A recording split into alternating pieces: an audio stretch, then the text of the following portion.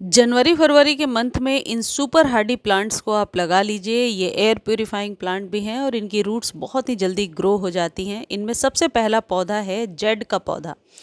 Z या crassula को अभी आप नर्सरी से ख़रीद कर लगा सकते हैं, किसी फ्रेंड के यहाँ से लेकर आ सकते हैं और लगा सकते हैं।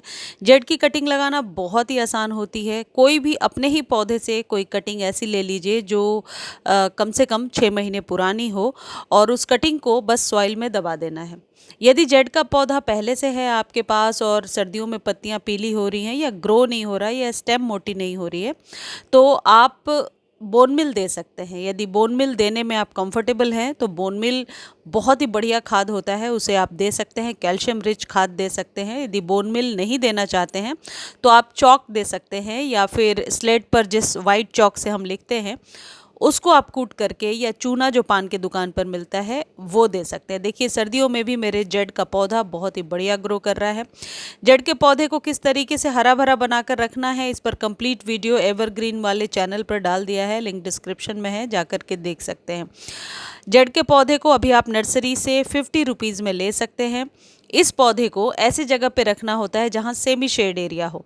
यदि आप इसे लिविंग रूम में या मेन गेट पर रख रहे हैं तो 2 पौधे रखिए, एक को धूप में रखिए यानी सेमी शेड में, एक को अंदर रखिए और 2-3 दिनों पर एक्सचेंज करते रहिए। इस तरीके से इसे आप लिविंग रूम में भी लगा करके रख सकते हैं। मेन गेट पर इस पौधे को लगाना बहुत ही शुभ माना जाता है। इसकी जड़ें बहुत ही जल्दी बनाती हैं। अब ये जब आप ये पौधा लगा रहे हैं इस बात का ध्यान रखिए कि एक ही दिन पानी दीजिए और 8-10 दिनों तक फिर पानी ना दें, क्योंकि सकुलेंट है, ओवर वाटर से इसकी स्टेम गलने लगती है। फर्टिलाइज भी हमेशा नहीं करना होता है। इन पौधों को 2-3 महीने पर एक बार फर्टिलाइज करना होता है। जो कटिंग लगा रहे हैं वो कम से कम 4 से 5 इंच की होनी चाहिए। यदि आप चाहें तो माली से भी छोटी सी कटिंग मांग सकते हैं। इसी तरीके से मिलता जुलता क्रेसुला का पौधा भी होता है जो अभी नर्सरी पर आसानी से मिल जाएगा। जब तेज़ गर्मियाँ होंगी तो डायरेक्ट सनलाइट में इन पौधों को नहीं रखना होता है, उस समय आप घर के अंदर रख सकते हैं। अगला है ये जिजी प्लांट। जिजी प्लांट को यदि आप रीपॉट करना चाहते हैं या फिर इसे रूट डिवीज़न से अलग करना चाहते हैं तो जनवरी फरवरी में कर सकते हैं। इस प्लांट को अभी आप नर्सरी से ख़रीद सकते हैं, लेकिन नर्सरी में ये कम से कम 150 से 200 रुपीज़ का मिलता है। बहुत ही बढ़िया एयर प्योरीफाइंग प्लांट है। इसके बल्ब से भी इसे ग्रो किया जा सकता है। यदि आपके पास ये पौधा पहले से है तो आप अभी जनवरी फरवरी में इसके 2-3 पौधे आसानी से तैयार कर सकते हैं। इनके लिए बड़े कंटेनर की ज़रूरत नहीं है, छोटे कंटेनर में बहुत आसानी से ग्रो होंगे। ये है पर्पल हर्ट। इसमें पिंक कलर के फ्लावर्स निकलते हैं और ये कटिंग से ग्रो होने वाला one of the best plant है और जनवरी फरवरी में इसकी कटिंग लगाई जाती है। एयर प्योरीफाइंग प्लांट भी है और इस पौधे को सेमी शेड में रखना बेहतर होता है। गर्मियों में डायरेक्ट सनलाइट में बचा कर रखना है, लेकिन जितने भी पौधे हैं आपके पास, इंडोर हो या आउटडोर हो, उन्हें आप सर्दियों में प्रॉपर सनलाइट में रख सकते हैं, कोई नुकसान नहीं होगा। इन पौधों को डेली वाटरिंग करने से इसकी स्टेम गल जाती है। ये इतने हार्डी प्लांट होते हैं कि छोटी सी छोटी कटिंग यदि आप मिट्टी में लगा देते हैं और डेली पानी नहीं भी देते हैं फिर भी ये पौधे ग्रो हो जाते हैं। इनको रेगुलर खाद देना है, वर्मी कंपोस्ट जैसे सभी पौधों को देते हैं। यदि आप कहीं से भी इसकी छोटी सी कटिंग ला करके सॉइल में दबाते हैं बहुत आसानी से ग्रो हो जाएगा ये। अगला है ये एंथूरियम का पौधा। शेड में ग्रो होने वाला परमानेंट पौधा है, शेड में ही फ्लावरिंग करता है। इसके 3 से 4 कलर्स आपको नर्सरी पर मिलेंगे। एक एयर प्योरीफाइंग प्लांट है जिसे आप अभी लगा सकते हैं, अभी ख़रीद सकते हैं या रूट डिवीज़न से अलग करके इसे ग्रो कर सकते हैं। छोटे कंटेनर में आसानी से लग जाते हैं ये पौधे, पानी में भी इनकी रूट्स डेवलप हो जाती हैं। ये जो आप देख रहे हैं इतनी सारी रूट्स निकली हैं, इनके गमले से आप आसानी से रूट्स को अलग कर सकते हैं। एक चीज़ ध्यान रखिए, जब भी ऐसे पौधे लगाते हैं इनका जो सॉइल मीडिया होता है बहुत ही हल्का बनाई जाती है, बहुत ही हल्की होती है, सॉफ्ट होती है, यानी कीचड़ से मिट्टी एकदम नहीं होनी चाहिए। सॉइल आप 20% से ज़्यादा ना रखें, बाकी के रेशियो में आप रख सकते हैं। परलाइट या फिर कोकोपीट मिला लीजिए। कोकोपीट मिलाने के बाद पानी का विशेष ध्यान रखिए। रबर प्लांट एक बहुत ही बढ़िया आप कह सकते हैं एयर प्योरीफाइंग प्लांट है। यदि आपके यहाँ पहले से है तो अपने ही पौधे से कटिंग लेकर के आप इसे लगा सकते हैं, पानी में या सॉइल में ग्रो कर सकते हैं।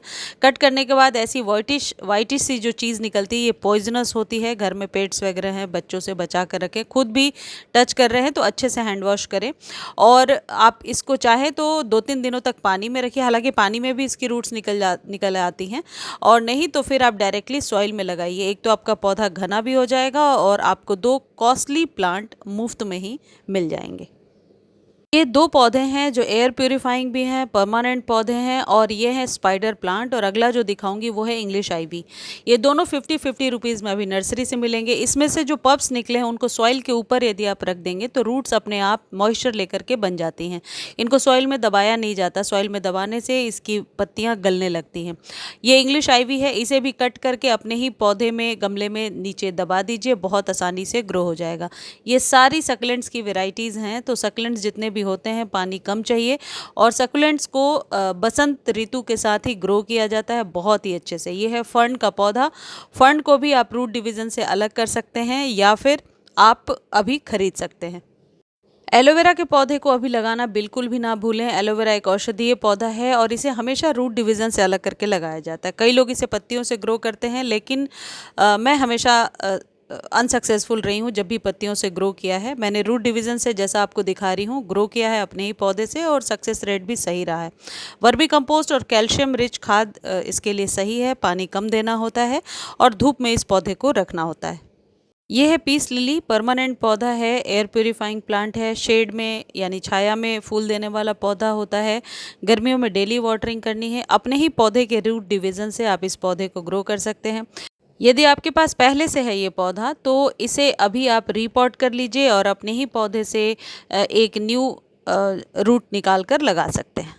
क्रोटोन सुंदर पत्तियों वाला एक एयर प्यूरीफाइंग प्लांट है और हवा में मौजूद जहरीले गैसों को सोखने की क्षमता रखता है, ऑक्सीजन रिलीज करता है और अपने आसपास के वातावरण को शुद्ध रखता है। तो इस पौधे को अभी आप लगा सकते हैं। इसकी कटिंग कहीं से लाकर लगा सकते हैं। कटिंग लगाने का बेहतर तरीका ये है कि पहले पानी में 2-3 दिन फंजीसाइड डाल कर रखिए और फिर एक अच्छी सी सॉइल मीडिया बनाइए जो हल्की हो और उसमें इस पौधे को लगाइए। एक बार पानी दीजिए, सेमी शेड में रखिए, बार बार लोकेशन को चेंज मत कीजिए और फिर 8 से 10 दिनों के बाद ही पानी दीजिए। तब तक ये मिट्टी में जम जाता है और इसकी रूट्स डेवलप होने लगती हैं। ये जो क्रोटोन है इसकी बहुत सारी वेराइटीज़ अभी नर्सरी पर मिल जाएंगी आपको। तो या तो कटिंग लगा लीजिए, अपने ही पौधे से भी कटिंग लगा सकते हैं, लेकिन जो कटिंग है वो 6 मंथ कम से कम पुरानी होनी चाहिए। क्योंकि ये सीरीज़ सारे एयर प्यूरीफाइंग प्लांट्स के लिए हैं तो मैं आज सिर्फ air purifying decorative house plant के बारे में बात कर रही हूँ। अभी आप शफलेरा लगा सकते हैं, आप लकी बाम्बू का पौधा लगा सकते हैं और एग्लोनिमा लगा सकते हैं। एग्लोनिमास की जितनी भी वैरायटीज़ नर्सरी पर अभी उपलब्ध हैं उनमें से कोई भी ले सकते हैं या सारे ले सकते हैं। आप चाहें तो सिंगोनियम लगा सकते हैं। सिंगोनियम बड़ी पत्तियों वाला, छोटी पत्तियों वाला सभी 50 रुपये में अभी आपको नर्सरी पर मिल जाएंगे। ये परमानेंट हार्डी प्लांट्स होते हैं, तब तक नहीं मरते जब तक एक्सेस ऑफ सन और एक्सेस ऑफ वाटर इन पौधों को ना मिले। खाद भी कम देना होता है, 2-3 महीने पर एक बार खाद दीजिए। ये जो एग्लोनिमाज होते हैं ये ओवर वाटर से ख़राब हो जाते हैं। यदि इनमें फंगस लगता है तो नीम ऑयल 2-3 बूंद लीजिए और 1 चम्मच शैम्पू लीजिए, स्प्रे बॉटल में डालिए और इनके पत्तों पर अच्छे से स्प्रे कीजिए। सालों भर ये पौधे सही रहते हैं और सिर्फ नवंबर दिसंबर में डोरमेंट हो जाते हैं। तो नवंबर दिसंबर में किस तरीके से केयर करनी है इस पर कंप्लीट वीडियो मैं ऑलरेडी शेयर कर चुकी हूँ। वैसे प्रियाज बालकनी गार्डन पर जाकर के आप इसकी और डिटेल में केयर देख सकते हैं। तो इन पौधों को अभी आप लगा सकते हैं। और हाँ, ये पौधे लिविंग रूम में बहुत आसानी से चल जाते हैं। ड्राइंग रूम, लिविंग रूम यानी इंडोर प्लांट्स हैं, घर के अंदर लगाइए, आसपास की हवा को शुद्ध रखते हैं ये।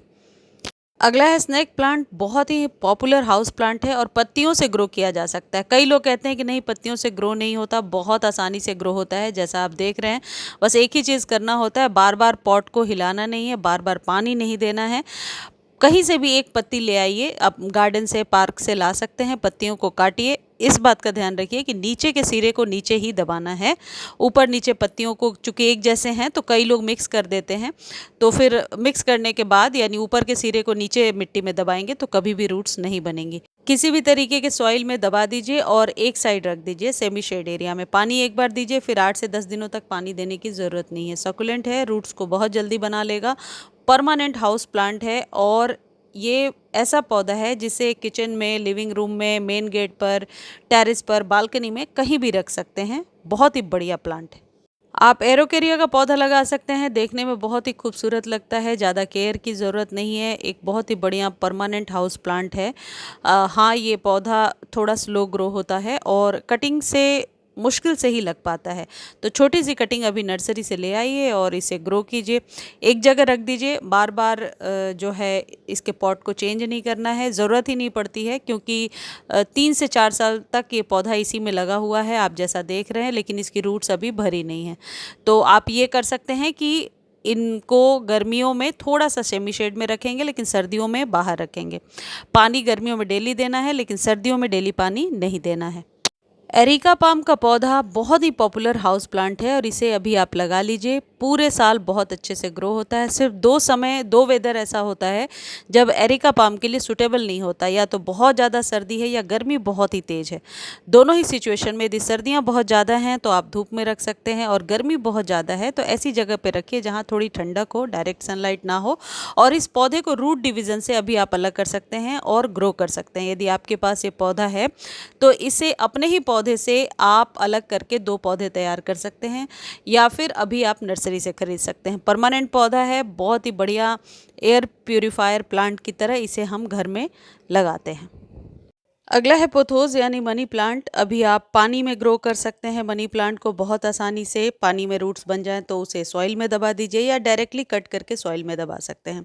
मनी प्लांट के पत्तों को सूखने से कैसे बचाना है, सर्दियों में किस तरीके से ग्रो कराना है, इस पर कंप्लीट वीडियो एवरग्रीन वाले चैनल पर है, जाकर देख सकते हैं, लिंक डिस्क्रिप्शन में है। मनी प्लांट की जितनी भी वेराइटीज़ आती हैं उन्हें अभी आप आसानी से ग्रो कर सकते हैं। यदि पत्ते इस तरीके से सूख रहे हैं तो एक खाद के बारे में मैंने वीडियो में बताया है, जिसका स्प्रे करने से पत्ते लश ग्रीन निकल करके आएंगे, और किस तरीके के सॉइल मीडिया में लगाना है ये भी उस चैनल पर बताया है। अभी 50 से 100 रुपीज़ के बीच में कोई भी वैरायटी आपको नर्सरी पर मिल जाएगी। ये परमानेंट पौधे हैं, एयर प्यूरीफाइंग प्लांट की तरह काम करते हैं, तो इन्हें अभी आप ज़रूर लगाइए। अगला जो पौधा है ये बहुत ही बढ़िया पॉपुलर हाउस प्लांट है, जिसे हम एयर प्यूरीफाइंग प्लांट की तरह ग्रो करते हैं। ड्रेसिना की ही एक वैरायटी है और इस पौधे को अभी आप घर में ज़रूर लगाइए। ड्रेसिना की किसी भी वैरायटीज़ को, इसे सॉन्ग ऑफ इंडिया के नाम से भी जाना जाता है, आप अलग करके रूट डिवीज़न से अपने ही पौधे को रूट डिवीज़न से अलग करके ग्रो कर सकते हैं, जैसा कि आप मेरे पौधे में देख पा रहे हैं। मुझे उम्मीद है ये वीडियो आपको बहुत अच्छी लगी होगी। वीडियो अच्छी लगती है तो चैनल को लाइक शेयर सब्सक्राइब कीजिए। ये मेरा न्यू चैनल है, तो आप इसे फेसबुक पर जाकर के फॉलो भी कर सकते हैं, लिंक डिस्क्रिप्शन में दिया हुआ है। और कोई क्वेरी है तो टेक्स्ट कर लीजिए।